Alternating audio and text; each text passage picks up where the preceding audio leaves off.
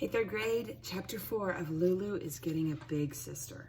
Remember how upset she was in the last chapter. Let's skip past the end of Lulu's school year and the start of her summer vacation and the hot air balloon ride she took with her grandma Gertie. Let's get her up to Camp Sisterhood, where her tearful mom and her dad have brought her and hugged and kissed and finally left her. Right now it's Sunday afternoon and she's sitting there with lots of SITs. Remember that, Sisters in Training. Listening to a speech by the counselor-in-chief. And this counselor-in-chief, who has turned out to be none other than Call Me Debbie, is telling the SITs what they'll be experiencing during their wondrous life experiencing 2 weeks. So there's Call Me Debbie.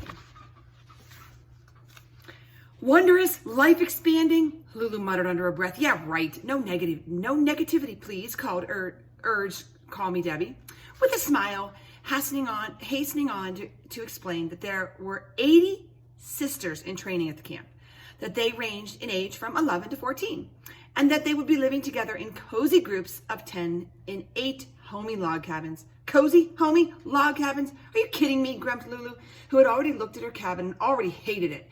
There were drafty spaces between the logs, and there were little buggy things crawling around the floor. And if you needed to pee, or worse, in the middle of the night, you had to leave your cabin and go to the bathroom in the woods, carrying a flashlight so you wouldn't accidentally step on a snake.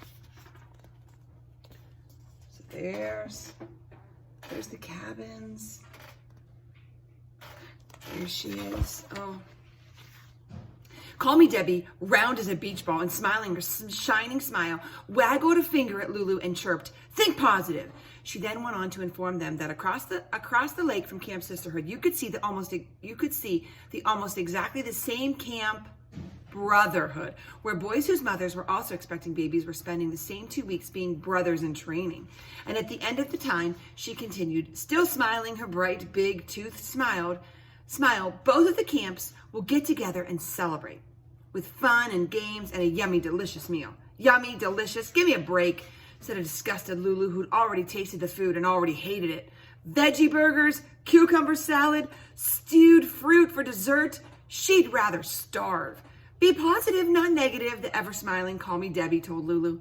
We're here to chase negativity away, and we'll start right now by presenting your adorable little brothers and little sisters who in your wondrous life-expanding encounters will make you stop wanting to be the only child. So there's the little bathroom. Oh, there's Lulu. Oh, she's not doing so good. There's her flashlight. See, did you see it? Under the bathroom. 40 wriggling, squirming, whining 5 to 8-year-olds were then marched into Camp Sisterhood's main building. Lulu had read in the camp brochure that this bunch of little kids, along with their mostly moms or just a few dads, would also be spending 2 wondrous weeks at Camp Sisterhood, except that they would be living not in log cabins, but in cottages, with bathrooms inside and no crawly things on the floor. These would be the children who the sisters in training would be practicing on. These would be the children who Lulu and all the SITs would be working with and playing with and sharing with. Lulu, just being curious, dug deep down into herself to see if she felt any hint of sisterly feelings. I think she felt any sisterly feelings. There they are. Nope, she didn't. Chapter 5. So what's going to happen? Would you like to be at that Camp Sisterhood? I don't know that I would be a fan of having to go out into the woods and having crawly things on the floor. That wouldn't be too fun for me. All right, we'll see you again next time for Chapter 5.